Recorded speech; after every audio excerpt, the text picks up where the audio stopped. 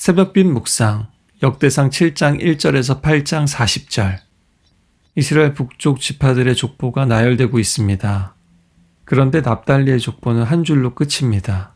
그게 다입니다. 다른 업적도 이야기도 없습니다. 그들이 어떤 인생을 살았는지 무엇을 이루었는지 우리는 모릅니다. 그럼에도 하나님은 그들의 이름을 기록하셨고 기억하십니다. 또 단지파는 언급조차 되지 않는데 이후에 사하라임의 족보에서 단지파의 혈통과 지역이 언급되면서 지파 간의 통합의 가능성을 시사하고 있습니다. 바벨론 포로기 이후에 유다 중심의 사회에서 잊혀졌던 지파들을 하나님이 다시 불러오십니다. 북왕국 지파들은 역사적으로 바알 숭배나 아합 왕조나 아수르 포로 등 분열과 멸망의 이야기가 주되지만 그럼에도 배제되지 않습니다. 이스라엘은 유다 지파와 레위 지파만으로 충분하지 않습니다. 하나님의 나라는 12지파 전체로 온 이스라엘로 완성됩니다. 파편처럼 깨지고 흩어져 버린 이스라엘의 퍼즐 조각을 맞추듯이 다시 그들을 모아서 맞추고 계십니다. 우리 하나님은 그런 분이십니다. 므낫세와 에브라임 자손들 얘기를 하면서 짐승을 빼앗으러 갔다가 가드 원주민들에게 죽임을 당한 두 아들의 이야기가 나옵니다. 메마른 족보, 이름들의 나열들 사이에서 눈물이 터져 나옵니다. 친척들이 와서 위로하고 또 시간이 지나서 아들이 태어났는데 아들의 이름을 부리아라고 지었습니다. 새 생명이 태어났지만 죽은 아들들에 대한 그리움이 사라지지는 않습니다. 새로운 아이의 이름은 상처를 기억하는 이름이죠.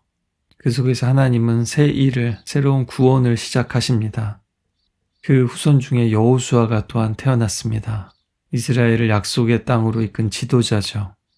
이 이야기는 우리의 눈을 회피하지 않습니다. 또 누구의 잘못인지 따지지도 않습니다.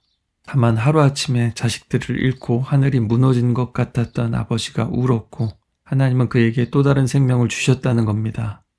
그뿐만 아니라 그 가운데서 이스라엘 전체를 구원하는 이야기를 또한 만들어내십니다. 이어서 세에라라는 여인이 나옵니다. 그녀는 도시를 세웁니다.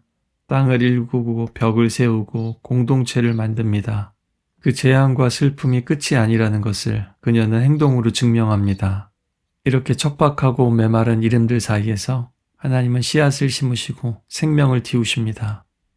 또 역대기는 사울의 가문 그 베냐민 지파의 족보를 상세히 다룹니다. 이것은 단순한 역사적 기록이 아니라 첫 번째 왕조의 실패를 기억하고 오늘날로 치자면 갈라치기 된 분열된 왕국을 하나로 통합하려는 하나님의 의지입니다. 여기에는 중복된 이름들이 있습니다. 또 지명의 혼란도 있습니다. 또 구조가 무언가 깨져 보이는 것들도 있습니다. 또 바알이라는 이름이 붙은 이방 요소들도 그대로 남아 있습니다. 그럼에도 이들 한 사람 한 사람을 빠짐없이 기억하려고 합니다. 또 단지파, 모압, 아얄론, 롯, 이방 땅, 이방 이름, 이방 아내들 굉장히 정리되지 않고 복잡하고 혼란스럽습니다.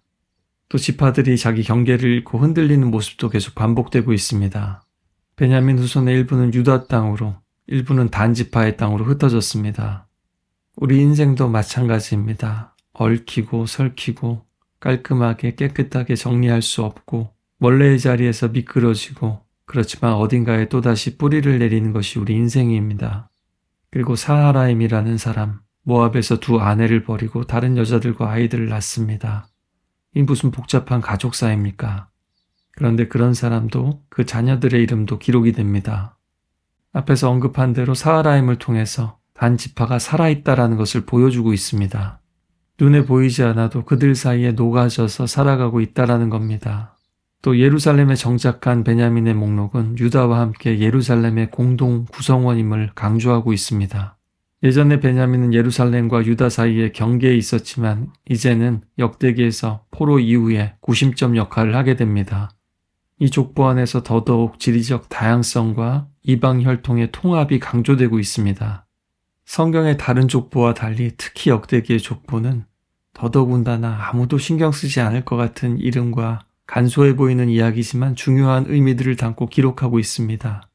진흙탕 같은 인생 속에서 하나님은 진짜 하나님의 일을 행하십니다. 하나님의 기억은 단순한 회상이 아닙니다. 하나님의 기억은 회복을 위한 기억입니다. 이렇게 균형이 맞지 않고 산발적이고 돌발적인 역대기의 족보는 마치 깨어지고 흩어진 이스라엘을 파편과 같이 흩어진 이스라엘 자체의 모습을 보여주는 것 같습니다. 그리고 하나님은 그 깨진 조각 하나하나를 지금은 나뉘어져 있었지만 하나님의 마음속에서는 언제나 하나였습니다. 온 이스라엘. 여러분, 우리는 정상적인 이야기를 당연히 원합니다. 바르게 잘하고 열심히 믿고 문제없이 살아가기를 바랍니다. 우리 자신이나 다른 사람들 모두요. 하지만 성경은 적나라한 인생을 보여줍니다. 또 우리의 실제 모습이기도 합니다. 하나님은 그런 우리의 현실을 외면하지 않으십니다. 오히려 우리 인생의 속살을, 우리 영혼의 속살을 들여다보시고 또 갈아엎으시고 기경하시면서 거기 생명의 씨앗을 심으십니다. 교회 공동체도 어떤 곳일까요? 예루살렘처럼 언덕 위에 그리고 중심에 있는 곳일까요?